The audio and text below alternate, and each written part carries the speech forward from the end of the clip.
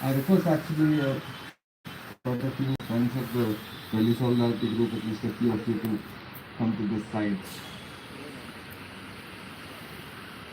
My name is Vijayan, and I've been a friend of the Nagas for more than 2 decades in political solidarity. I stand here on behalf of the Delhi Solidarity Group, the Pakistan India People's Forum for Peace and Democracy, and several other civil society organizations across India, including Dr. Sunilam and Medha Patkar of the National Alliance of People's Movements, including Comrade Ashok Chaudhary and Comrade Gautam Modi of the New Trade Union Initiative and the All India Union of Forest Working People, including the National Fish Workers Forum leaders, quite a number of the mass organizations. We are all in shock, but we also hang our heads in shame. We are absolutely with you, with every Naga family that is in pain and in grief today. Quite a number of us have been fortunate to be co-travelers of the Naga movement, of the Naga peace process. I have been one since 1999, 2 years after the peace process started. I've had the opportunity and the privilege to meet the elders on several occasions, including in 2019. And we realize this with great guilt today, that we, the Indian people, have not done enough to make sure that our paramilitary forces who claim to represent us, our military forces, our armed forces, our police personnel, who claim to represent the interests of the Indian people, have not done that with the Nagas. We accept, historically we accept today, our guilt of not having done enough from each and every one of us to the peace process, so that the peace process could actually end up in a dignified solution. We do not want to say hollow words today, praying for the souls of the dead. We could have prevented it. Each one of us standing here, you have done your bit.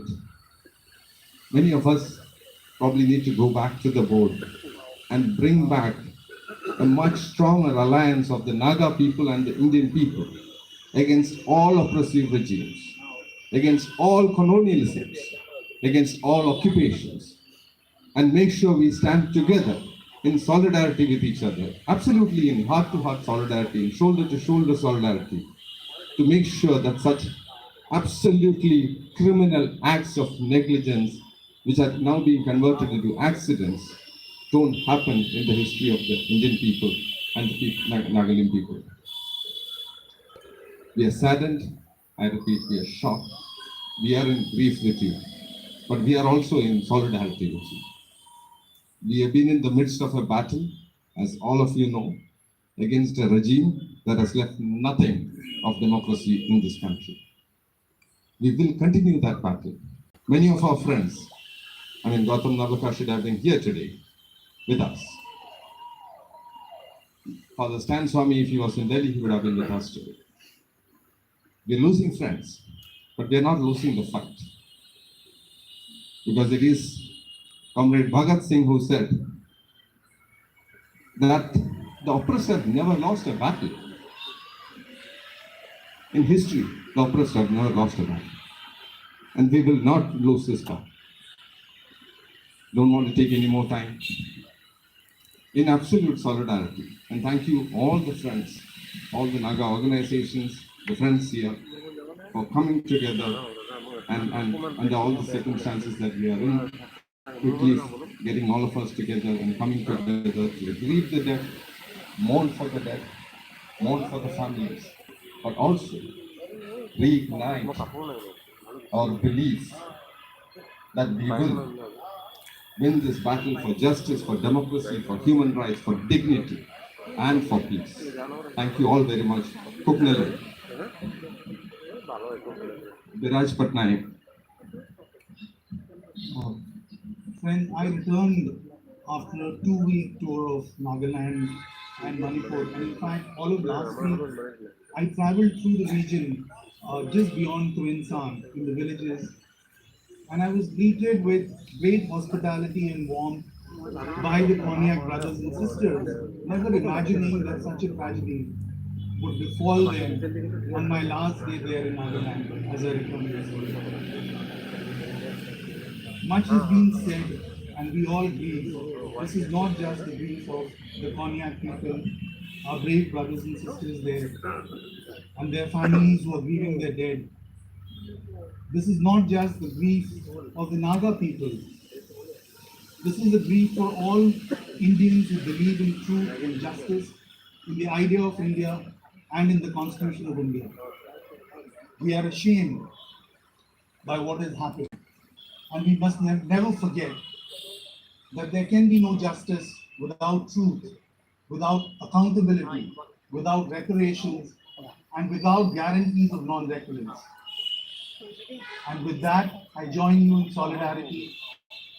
I join you with shame, with anger, with grief, and with deep upset about the incident that has happened and the massacre of innocents that we are all accountable for. Thank you.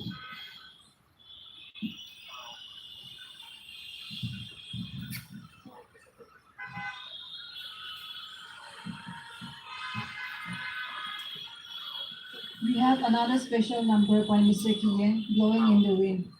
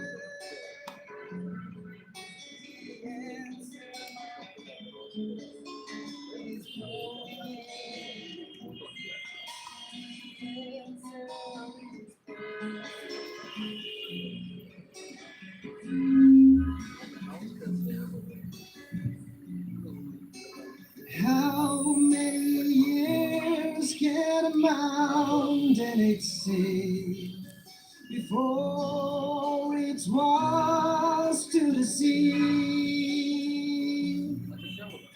How many years can some people exist before they're allowed to walk free?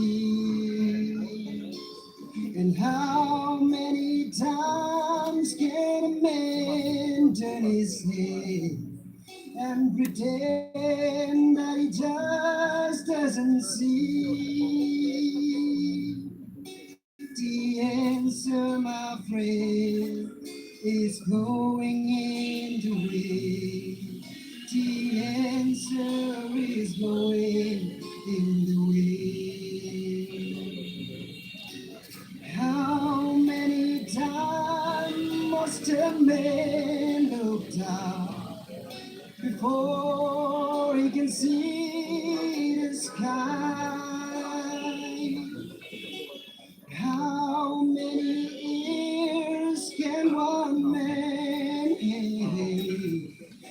before he can hear people cry.